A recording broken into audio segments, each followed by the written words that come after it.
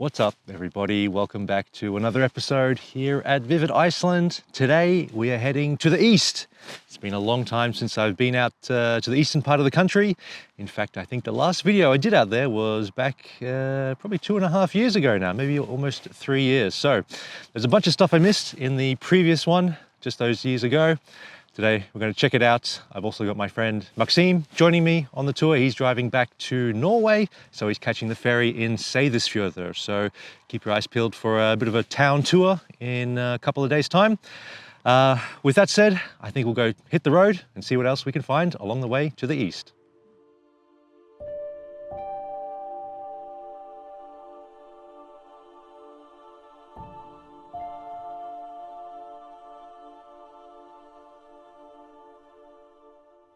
On our way eastwards, we made a quick stop at a small parking lot just off Route 1. This place is known as Dverghamrar, or Dwarf Cliffs in English. So named because in Icelandic folklore it is believed that these basalt columns were constructed by dwarves. In fact, many people still think that dwarves live here. A famous story dating back to 1904 says that a local girl from a nearby farm heard singing coming from this rock formation. As she got closer, she identified the song as an old Christian hymn, and it is thought that the singer was a dwarf hiding within the rocks. Over the years, there have been a few more mysterious occurrences here, so it's definitely worth the stop as you drive east, as you may even get a chance to spot the dwarves yourself. In the summer, the small grove of trees is very lush and green, a nice juxtaposition to the massive nearby stone columns. Setting off further down the road, we made a quick stop at a nearby hill named Orustuhóll. Prior to the year 1783, this piece of land was a small island amongst the water and black sand. However, in June of that year, the colossal Laki volcanic eruption occurred, covering the land with 42 billion tons of basalt lava. You can still see evidence of the lava field in this area by looking at the different types of vegetation that grow here. The pale green colors are mosses that have colonized the lava field that stretches out for kilometers to the south and east. After making our way to Skaptafell, I dropped in to visit an old friend who works at Atlantsflug, a tour operator that offers scenic flights over the glaciers in this area. I'll drop a link to these guys in the description below. Now, if you follow me on Instagram, you may have seen a recent story of me flying over the glaciers with these guys. I can highly recommend it. Continuing our drive eastwards, we made our next stop at Hofskirkja. This is the youngest of the 6 remaining traditional turf churches in Iceland. And in my Christmas in North Iceland video, I visited another one of these turf churches located a short drive south of Akureyri. If you haven't watched that video yet, go check it out if you plan on spending Christmas in Iceland. Later in this video, we also visit another turf church in the east, so stay tuned for that one. Further along Route 1, we stop at a waterfall named Grófarlækjarfoss. Tough one to say, but quite beautiful nonetheless. I think this is a spot I'll have to come back to and check out again in the summertime, because it looks like a nice hike through the area and up to the waterfall, and there also appears to be a lot of lupine bushes along the trail, so I can imagine it being very picturesque when they are in full bloom. Oh, I should also mention that this waterfall is situated next to the beautiful luxury Foss Hotel Glacier Lagoon, which could almost be the headquarters of a James Bond villain, I think. So, what do you think? Let me know in the comments below. Righto, so we made a quick pit stop here at Jökulsárlón. This is my workplace. I'll be working here in the summertime as a ranger, so if you ever pop by or visiting this summer, you might see me around. So don't be afraid to say hi. We're going to be coming back a little bit later this evening. We've heard there's a really good Northern Lights forecast. So I'm hoping, Josh, when you're in the editing room, splice in some good footage and, well, let's see what we get tonight. So, despite the promising forecast, the Northern Lights were not as strong nor impressive as we thought they would be. However, Maxime managed to capture some decent footage of the aurora with his camera because my poor smartphone was not able to pick up anything due to the low light. Also, I think that due to it being a full moon, the extra light washed out some of the fainter colors of the aurora. Better luck next time, I guess. What's up, everybody? Welcome back to day 2 of our drive to the east part of Iceland. We're currently stopped just a little bit outside of Höp in a, well, I guess it's a little bit of a fjordy area. My friend Maxime is flying his drone around, taking some photos. I'm just enjoying stretching my legs. It's been a bit of a drive to get out here so far. From here on out, we're going to be continuing our drive to the east. There's a couple other spots we're going to check out along the way, with our final destination tonight being Egilsstaðir. So wish us luck. Well, the weather's on our side, so I think we're going to use this to our advantage, hit the road, see what else we can find. Before we left Höp to continue our drive east, we visited what looked to be an abandoned church on the outskirts of town. Built in 1957, Bjarnaneskirkja possesses a very unique geometric design not seen in many churches on the island. The bell from the original church, which stood here prior to this one, is still here to this day. Walking around the property, we noted that it could do with a fresh coat of paint and some new plaster on the walls. Otherwise, it's quite a nice bit of architecture hidden in these hillsides. Driving towards our next planned destination, I had heard of a one-of-a-kind summer house nestled in the foothills of the Hvannagil glacier. Built from an old Douglas Dakota plane, this is one of 3 old aircraft of this type that I know of being put to use here in Iceland. One of the first videos up on this channel was in fact visiting the famous plane wreck on the Black Sand Beach, so I'll link that one up top. And I'm not actually going to give the exact location away for this particular summer house because it is in fact a private house, so if you stumble across it then please respect the privacy of the landowners here. Driving down a rather well-maintained gravel road just off Route 1, we made it to what has got to be a hidden gem here in the southeast of the country. We saw no one else while we were there, but quite a few luxurious summer houses lining the road into this valley. I'd also like to learn more about the type of rocks that cause this golden coloration here, so if anyone knows then please leave a comment below. Right, this place is pretty cool. We've come across an area called Hvannagil, which I guess is also known as the Golden Valley, and for obvious reasons. It's very gold, a lot of yellow and orangey tan colored rocks around the place here. I think it'd be quite nice in the summertime to come back, drive a little bit further in and see what else we can find up here, but I think for the moment might just shoot the drone up, take a couple of shots and yeah, see what there is. Definitely some place to come back for in the summertime, so keep your eyes open for that. Now, if you're wondering where this is, it is of course in East Iceland. I have a travel map that I'm selling on my website, so I'll put a little bit of info about that in the description below. And if you're interested in purchasing that, drop a comment or even send me a message on my website, vividiceland.is. I'll be more than happy to help you out with this travel map. Anyway, to the drone footage. Now, so long as it's dry and there's been no recent snow or rainfall, I'd say Hvannagil is very easy to access for most cars. However, if you do wish to travel further than where we parked, a 4x4 will be needed. I also plan on traveling further inland from here in the upcoming summer. Okay, so we've made it to our last stop before we reach Egilsstaðir. This place is called Hafnarnes, and from the looks of things, it seems to be a bit of a like abandoned farm, like an old farm or an old fishing station from perhaps last century or a little bit earlier. I'm going to have to do a bit of research on this, so hopefully future Josh in the editing room will be able to find out a little bit more about it. So I'm going to have a bit of a cruise around here, because every time I've driven to the east, I've always seen this spot and thought, yeah, yes, one day I'm going to get out there and check it out. So I'm here now, going to have a look around at these old abandoned buildings. Don't really want to go too far inside because I don't want the roof, of course, to collapse on me. Also, we have a very nice orange lighthouse just down the way there, and kind of matching to the lighthouse. I do love this orange color. Does work very well in the Icelandic environment. So let's have a bit of a poke around, see what we can find inside these old buildings. So, having a look around inside the abandoned buildings here, you can find, well, lots of trash. I suspect whoever owns the land here has probably used it for storage at some point, but now it seems to be a dumping ground for old bits and pieces. There's probably some valuable stuff in here that could be retrieved and reused, but I think I'll leave that to the professionals. On the outside of a few of the structures here, you can find some interesting artwork. And roughly in the center of this former settlement is a large wooden cabin, which appears to be in much better condition than the older concrete buildings that surround it. After scouring some online resources to learn more about this place, I found out that it used to be a small fishing village in the early 1900s, and it supported around 100 people at its peak. It was then finally abandoned in the 1970s and has fallen into disrepair since then. If you continue down what was probably the main road at the time, you will eventually reach a short and stout lighthouse known as Hafnarnes on the edge of the sea cliffs.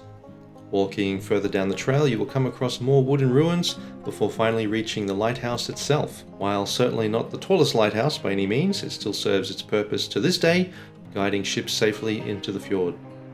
Standing at the edge of the sea cliffs gives you a great opportunity to grab some nice shots of the lighthouse with snowy mountains in the background. It is also a nesting area for many seabirds, as we saw a bunch of fulmars flying about and some ducks bobbing up and down in the swell.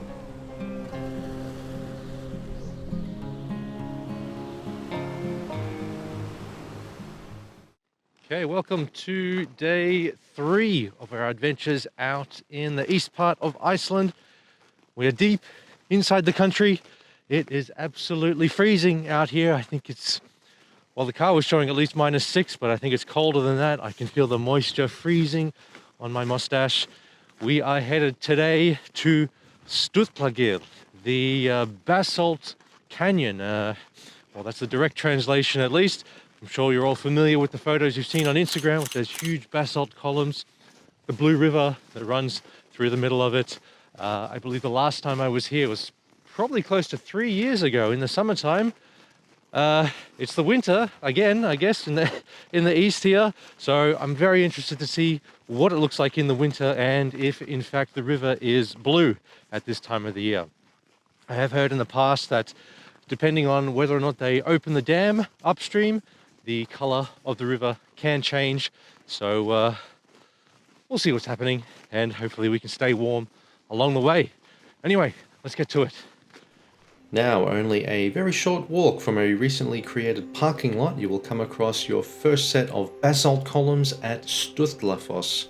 Since it appears winter had not gotten the memo that it was in fact springtime, the waterfall was still totally frozen over, with only a faint sound of running water being heard beneath the solid ice and snow.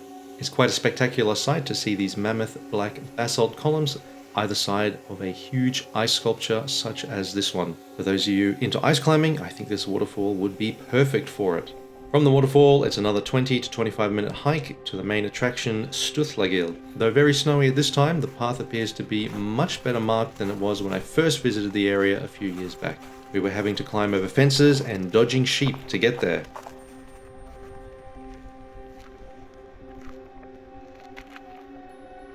I'm happy that the landowners have put in some work to make the place more accessible for everyone, as this place seemed to skyrocket in popularity after it gained massive attention on social media. Better to funnel the tourists into designated areas than to have them roaming all over your farmland. Since my last visit, there is now a larger parking lot on the opposite side of the river with a staircase leading down to a viewing platform right above the canyon and river. This is a much easier place to drive and to see this landmark if you are short on time. However, if you're up for the hike, I would suggest using the parking lot we did. Locations will be in the description as always. While a bit tricky to get right down to the lower sections of the canyon due to all the snow and ice, we still managed to make our way to a great viewpoint on the edge of the canyon where we could marvel at these strange and beautiful basalt columns that line the river. Okay, well, it's pretty nice. Quite different to the summertime, of course. I think I'm going to shoot the drone up and yeah, let's see what it looks like from the air.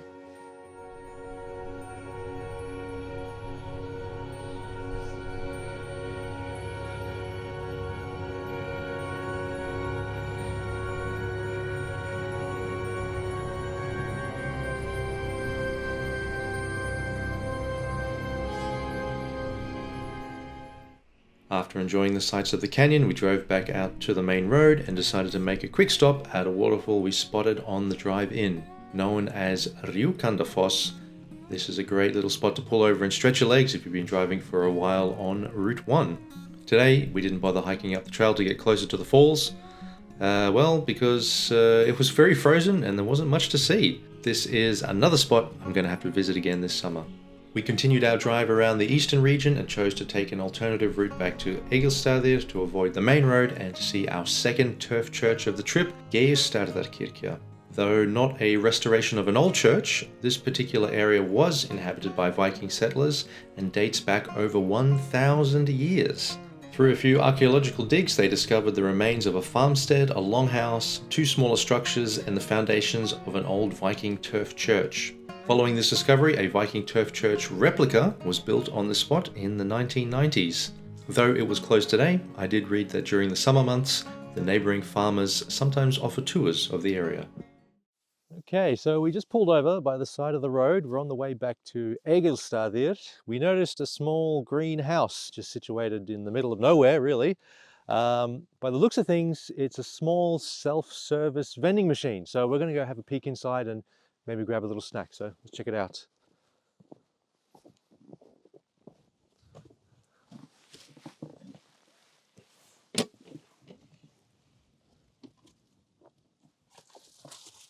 Pretty cool. Let's have a look inside. Now, inside the self-service store, you can find a relatively well-stocked vending machine, as well as some coin-operated temporary tattoo dispensers and gacha machines. I unfortunately couldn't get the vending machine to work. We followed all the instructions written around the machine, but no luck there. Looking around the tiny cabin, you will see countless messages and well wishes from people all over the world, as well as a little guest book where you can write down your own personal message. This self-service kiosk is the brainchild of local celebrity Kid Videofluga, whose claim to fame was having Iceland's largest collection of VHS tapes, as he used to run a VHS rental business back in the day, at least before the internet took over.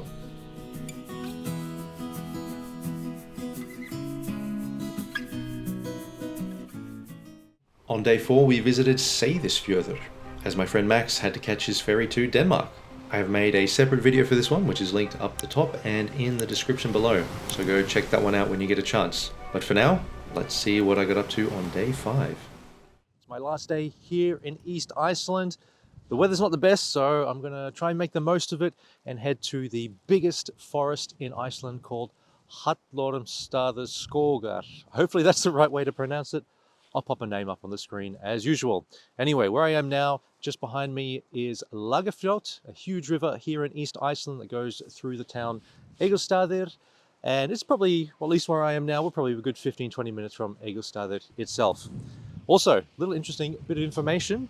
There is apparently a huge, I'm talking about a few kilometer long worm that lives within this river. Some locals have spotted it over the last couple of years.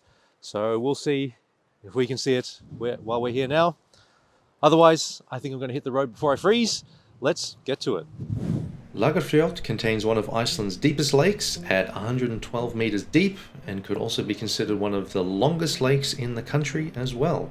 Covering about 140 kilometers from its point of origin at the glacier Eyjabakkajökull in the highlands, it stretches all the way to the northeast coastline of the country and empties into Héraðsflói Bay. Gosh, I hope I pronounced that one correctly. Driving only a short distance to a small parking lot on the edge of the forest Hallormsstaðaskógur, I made the most of the sunlight and lack of wind to explore this spot. This forest covers an area of about 740 hectares, most of which is native birch. The birchwood remnants at Hallormsstaðaskógur farm were declared protected in 1905 and therefore became Iceland's first national forest and is now managed by the Icelandic Forest Service. It's quite a popular outdoor recreational area in the summertime for both locals and travelers alike. There are over 40 kilometers of hiking routes and marked trails, campsites, open spaces and playgrounds situated here. Now I've got to say, it's quite enjoyable to walk around the forests here in East Iceland. The rest of the country, there really isn't too much in the way of trees. If you aren't aware, back in the day when the Vikings first arrived in Iceland, the island was probably about 60% covered with trees. After their arrival, of course, they cut down a lot of the trees to make way for, I guess, the grazing land, this type of thing. Also to build houses, boats, firewood, this type of stuff. And well, since then, the trees never really grew back.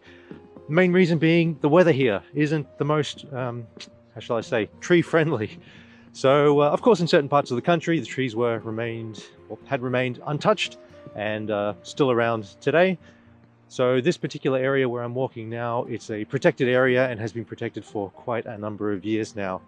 I believe I mentioned in one of my older videos back, I think I was traveling on the south of the island in Hvolsvöllur. I visited another one of these tree plantation areas. So I really think I should put together a forestry or a tree video about Iceland. So if that's something that interests you, just let me know in the comments below and I'll put one of those together. In the meantime, I think I'm just going to keep walking around, enjoying the peacefulness of these forests here in Iceland, the very rare forests. The Hallormsstaðaskógur Arboretum, or Tree Museum, is unique in Iceland, comprising a collection of around 80 tree species from all over the world. Again, another great place I'm going to have to visit this summer. Stay tuned for that episode. As you can see from the drone footage, the forested area is quite extensive and a wonderful representation of what Iceland used to be like back when it was covered with trees. Okay, weather is okay at the moment, but just looking at some of the clouds that are coming in over Hengifoss way, yeah, maybe I won't be able to see it today. Anyway, I'm going to head back to the car now before it gets too bad, drive over to Hengifoss, and I'll see if I can fly the drone up and, well, just see if it's worth hiking all that way. If not, this is certainly a place that I plan on coming back to in the summertime. In fact, some of my colleagues at the ranger station are from the east, and they've been saying, yeah, come back probably around August, September. So keep your eyes peeled for that episode. I know I am certainly excited to get back here in the summer, and well, hopefully later on into the autumn time, possibly do some foraging out here as well. I've heard it's very good berry and mushroom areas, so let's see what we can get. With the weather gods no longer on my side, I began the drive to Hengifoss, hoping I could outrun their wrath. While still somewhat sunny when I arrived at the falls, it was incredibly windy and I could only fly the drone up so high before getting a strong wind warning and having to descend. I certainly didn't want the drone blown into the lake and have it eaten by the big serpent that lives there. Now, that about wraps up this episode in East Iceland. I really hope you enjoyed it. Don't forget to like, comment, and subscribe if my videos have helped you plan your trip here in Iceland. Also, don't hesitate to get in touch via my website if you're interested in the Vivid Iceland travel map or if you need some travel planning services. Bye for now.